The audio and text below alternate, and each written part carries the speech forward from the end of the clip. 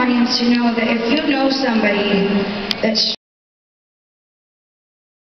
like bullying, like substance abuse, having an eating disorder, any kind of mental illness, and the most taboo and the most taboo to talk about is self-harm. And I meet so many of you guys who say, I'm in recovery from self-harm, or I'm in recovery from eating disorders.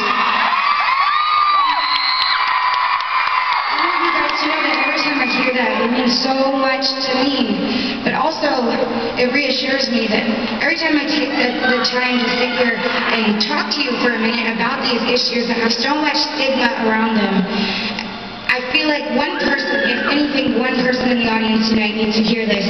And if that's you, I need you to promise yourself that you're going to tell someone and you're going to try to get help. I want the parents out here to know that if your child is struggling, you can get them help.